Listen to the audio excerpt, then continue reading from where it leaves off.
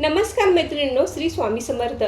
आपल्या देवघरामध्ये कोणत्या वस्तू असाव्यात किंवा कोणत्या वस्तू आपल्या देवघरामध्ये अजिबात ठेवू नये याची माहिती आपण आजच्या व्हिडिओमध्ये घेणार आहोत. तर व्हिडिओ स्किप न करता शेवट पण नक्की बघा. नमस्कार, मी सारिका भक्ती विश्वमध्ये तुमचे मनापासून स्वागत करते. आपल्या देवघर म्हणजे आपल्या घराची सर्वात पवित्र जागा असते. तर आपण आपल्या देवघरात काही वस्तू ठेवल्याने आपल्या घरामध्ये बरकत येत नाही. पती पत्नीमध्ये सतत वादविवाद होतात, गैरसमज निर्माण होतात. त्यामुळे या वस्तू आपल्या देवघरात कधीही ठेवू नयेत. देवघर हे देवांसाठी असते, त्यामुळे या वस्तू देवघरात अजिबात ठेवू नये. या वस्तू देवघरात असल्यामुळे आपल्याला त्याचे वाईट परिणाम भोगावे लागतात. त्यामुळे काही नियम आपण देवघराच्या बाबतीत पाळणे आवश्यक आहे. आपले देवघर छोटे असो किंवा मोठे असो तरी देखील तुम्ही जर चुकीची वस्तू देवघरात ठेवली तर त्यामुळे घरात सतत भांडणे वादविवाद होतात. ज्या घरात सतत कलह भांडणे होतात त्या घराची प्रगती होत नाही. त्या घरामध्ये माता लक्ष्मी स्थिर होत नाही. त्यामुळे देवघराच्या बाबतीत हे नियम आपण अवश्य पाळायचे आहेत. पहिले म्हणजे आपल्या देवघरामध्ये कोणत्याही देवाची मूर्ती खंडित किंवा खराब झालेली नसावी. त्याचवर काही पितळेच्या मूर्तींना होल पडते म्हणजे छिद्र पडते, तर अशा मूर्त्या देखील आपण आपल्या देवघरामध्ये पूजायची नाहीत. यामुळे खूपच वाईट परिणामांना आपल्याला सामोरे जावे लागते. त्यामुळे आपल्या देवघरामध्ये कोणतीच मूर्ती खराब झालेली, भंगलेली किंवा छिद्र पडलेली असू नये. त्याचबरोबर एखादा फोटो असेल किंवा एखादी फ्रेम असेल तर ती खराब झालेली असते. फोटोच्या कडेला असली फ्रेम तुटलेली असते किंवा काच तडा गेलेली असते, तर असे फोटो किंवा फ्रेम देखील आपल्या देवघरामध्ये आपण लावू नयेत. तर असे फोटो किंवा फ्रेम असतील तर ते आपण लगेच विसर्जित करायचं आहे. मूर्त्या असतील तर आपण त्या विसर्जित करायच्या आहेत किंवा त्या देऊन आपण नवीन मूर्त्या बनवून घेऊ शकतो. प्रत्येकाच्या देवघरामध्ये शिवलिंग हे असतेच, परंतु शिवलिंग हे आपल्या अंगठ्यापेक्षा मोठे असू नये, तर ते अंगठ्यापेक्षा लहान असावे. त्याचबरोबर शिवलिंगासोबत नाग असू नये, तर आपण फक्त शिवपिंडच आपल्या देवघरामध्ये पूजायची आहे. आपल्या देवघरामध्ये भगवान शंकरांची मूर्ती किंवा फोटो कधीही पूजू नये. बाकीचे आपले जे देव आहेत ते आपण म्हणजे कुलदेवी, कुलदैवत, गणपती बाप्पा किंवा स्वामी समर्थांची मूर्ती असेल तर अशा मूर्त्या आपल्या देवघरामध्ये 3 इंचापेक्षा मोठ्या असू नयेत.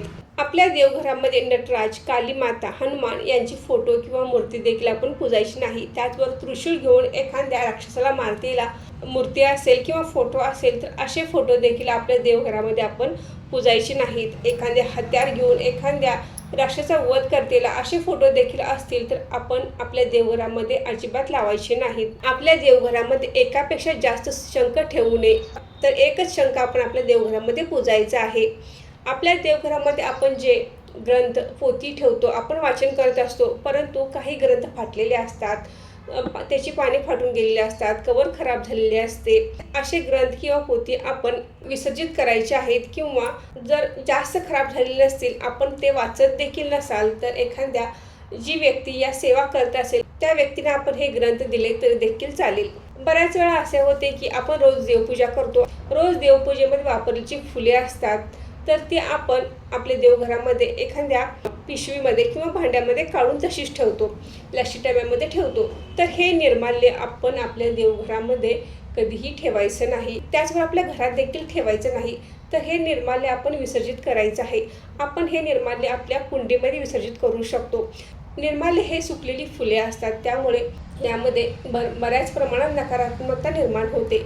तर हे निर्माल्य आपण आपल्या घरामध्ये ठेवायचं नाही. पितरांचे टाक आपण देवांसोबत पूजायचे नाहीत. आपल्या देवघरामध्ये जर पायऱ्या असतील तर आपल्या पितरांचे टाक असतील तर आपण हे टाक सर्वात खालच्या पायरीवर ठेवायचे आहेत. आणि फोटो असेल तर आपण उत्तर भिंतीला लावायचे आहेत, म्हणजे आपल्या पितरांचे तोंड हे दक्षिणेकडे होईल. तर अशा पद्धतीने आपण हे फोटो लावायचे आहेत.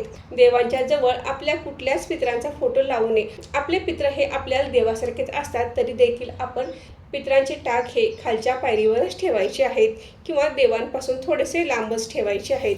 बऱ्याच वेळा आपल्याला रोज देवपूजेसाठी काडेपेटी लागते, काही कट करण्यासाठी कात्री किंवा धारदार वस्तू आपल्याला लागतात, सुई लागते हार बनवण्यासाठी. तर आपण शोधाशोध करावी लागू नये म्हणून आपण या वस्तू देवघरातच ठेवतो. परंतु या वस्तू, काडेपेटी, धारदार वस्तू, कात्री, सुई या वस्तू देवघरामध्ये अजिबात ठेवायचे नाहीत.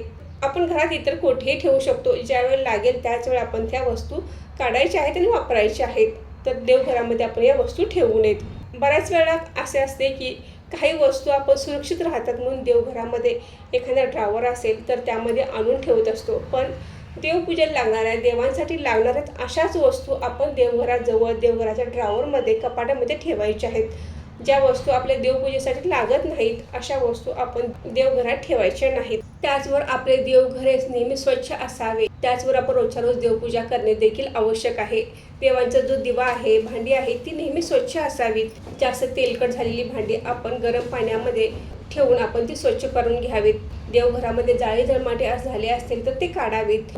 आठवड्यातून एकदा तरी आपण संपूर्ण देवघर स्वच्छ करून देव घासावेत. देवपूजेमध्ये आपण देवांसाठी जे वस्त्र वापरतो, म्हणजे आपण जे खाली एखादी वस्त्र अंतरतो, देवांचे जे घातलेले वस्त्र असते, तर असे वस्त्र देखील आपण फाटलेले असू नये, खराब झालेले असू नये किंवा अगरबत्ती वगैरे लागून ते कापड खराब झालेले असते तर असे कापड देखील आपण देवपूजेमध्ये वापरायचे नाही. घाई गडबडीत किंवा आपण कामावर जात असाल तर आपण रोज देवपूजा करणे शक्य होत नाही, पण रोजच्या रोज देवघरामध्ये दिवा लावणे आवश्यक आहे. आपण जी फुले अर्पण केली आहेत ती काढायची आहे, देवांना दुसरी फुले अर्पण करायची आहेत, दिवा लावायचा आहे आणि मनोभावे कोणताही एक मंत्र म्हणून आपण आपली ही साधी सोपी अगदी 5 मिनिटात होणारी देवपूजा रोजच्या रोज करायची आहे. रोज देवपूजा करणे आवश्यकच आहे, पण तरी देखील वेळ नसेल तर तुम्ही अशा पद्धतीने देवपूजा करावी. सकाळ संध्याकाळ देवघरामध्ये दिवा हा लावायचाच आहे. तर मैत्रिणींनो, आजचा व्हिडिओ इथेच थांबवते. आजची माहिती कशी वाटली हे कमेंट करून नक्की सांगा. व्हिडिओ आवडल्यास व्हिडिओ लाईक करा, शेअर करा आणि सारिका भक्ती विश्व या यूट्यूब चॅनलला सबस्क्राईब करा. धन्यवाद.